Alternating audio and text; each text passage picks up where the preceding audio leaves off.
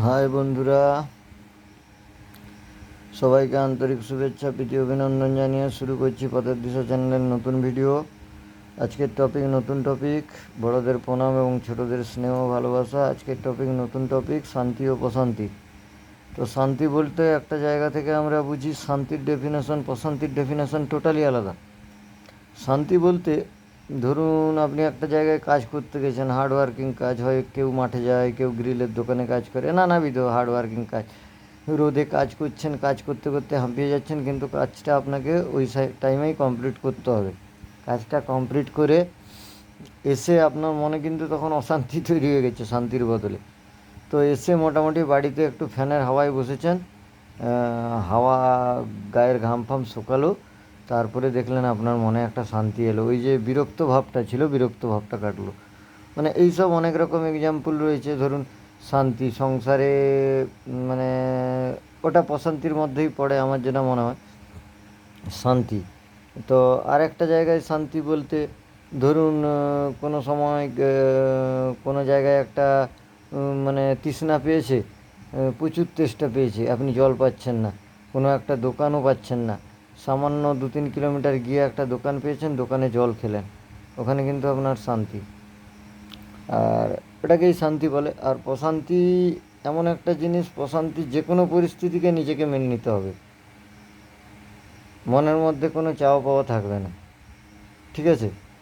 যেটাই আছে ওইটা নিয়ে আপনাকে থাকতে হবে, যে আপনাকে মেনে নিতে হবে যে কোনো পরিস্থিতিকে, নিজেকে মেনে নেওয়া, মানিয়ে নেওয়া, এটা প্রশান্তি। আমি মেনে নেওয়া মানিয়ে নেওয়ার একটা টপিক দিয়েছিলাম, তো ওই জায়গা থেকে আমি প্রশান্তি। ধরুন একটা লোক খুব গরিব ছিল, ওর একটা গরু ছিল, একটা ছোট্ট ঘর ছিল, ও কোনোরকম কোথাও থেকে একটা টাকা পেয়ে একটা বাড়ি তৈরি করছে, কিন্তু বাড়িটা আবার ওর ভাগ্যের চক্রে বাড়িটা আবার ভেঙে গেল, ঝড় বাতাস হয়ে বাড়িটা ভেঙে গেল।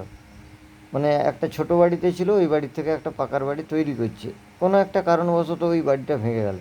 তখন ওই জায়গায় ও যদি মাথা খারাপ করে ফেলে, তখন কিন্তু ধরুন একটা ভালো ক্যাপিটাল টাকা খরচ হয়ে গেছে, ওই জায়গায় থেকে যদি নিজেকে না ঠিক রাখতে পারে, তবে কিন্তু মানে হয়তো কেউ পাগল হয়ে যাবে, কেউ মাথা খারাপ করে ফেলবে, কেউ 2-4 দিনে খেতে পাবে না। কিন্তু ওই জায়গায় যদি মেনে নিতে পারে যে আমার আগেও কিছু যেমন ছিল না, একটা গরু আর একটা ভাঙা বাড়ি, এখনও আমার ওই একটা গরু আর একটা ভাঙা বাড়ি, এই যে মেনে নেওয়া বা নিজেকে ওই যে গরু আর ভাঙা বাড়িটাতে মানিয়ে নেওয়া, এটাকেই বলে প্রশান্তি, ঠিক আছে?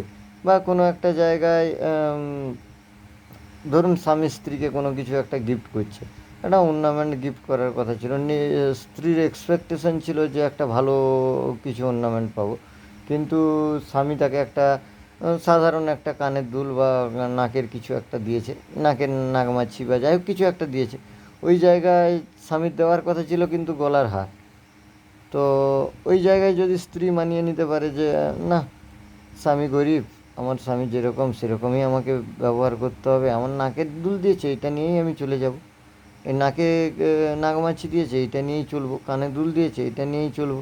তো ওই জায়গাটাই কিন্তু তার স্ত্রীর মধ্যে প্রশান্তি আছে, ঠিক আছে?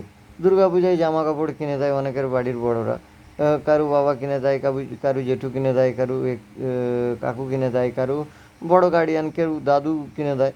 তো ওই জায়গা থেকে ধরুন একটা কালার আপনার পছন্দের কালার না, আপনার জেঠু হয়তো ওই কালারের একটা জামা আপনাকে এনে দিয়েছেন, আপনাকে কিন্তু ওই জামাটা নিয়ে যদি আপনি মেনে নিতে পারেন, না আমার জেঠু আমাকে ভালো এনে দিয়েছে, ওইটা আপনাকে আপনার জেঠুর সামনে ভালো হয়তো আপনার পছন্দ না কালারটা, কিন্তু আপনাকে ওইটাকে নিয়েই মেনে নিতে হবে। এই জিনিসগুলো প্রশান্তির মধ্যে থাকে। প্রশান্তির ডেফিনেশন হচ্ছে মনের মধ্যে কোনো চাওয়া পাওয়া থাকবে না, যে কোনো পরিস্থিতিকে মেনে নিতে পারবেন বা মানিয়ে নিতে পারবেন, ঠিক আছে? এইটাই হচ্ছে প্রশান্তি, ঠিক আছে? মানে মাইন্ড সবসময় স্থিরতা, মানে মানসিক স্থিরতা,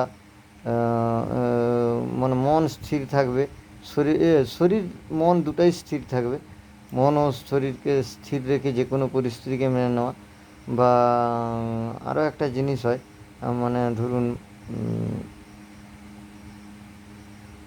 মানসিক চাঞ্চল্যতা, শারীরিক অস্থিরতা এবং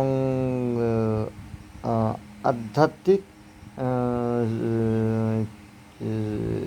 শূন্যতা, মানে এই জায়গাগুলো কিন্তু আপনাকে প্রশান্তির মধ্যেই পড়ে, এগুলো আমি পরে বলে দিব। পরে একটা একটা ডেফিনেশন দিয়ে বলবো, বেশি বড় ভিডিও করা যাবে না। তো যাই হোক, আজকের মতো এই পর্যন্তই। সবাইকে আবারও প্রীতি শুভেচ্ছা অভিনন্দন জানিয়ে, আর বড়দের প্রণাম, ছোটোদের স্নেহ ভালোবাসা জানিয়ে, যিনারা আমার পথের দিশা চ্যানেলটি এখনও সাবস্ক্রাইব করেননি সাবস্ক্রাইব করবেন, পাশের বেল আইকনটিতে ক্লিক করবেন। সবাইকে টাটা, বাই বাই। আজকের ভিডিও এই পর্যন্ত।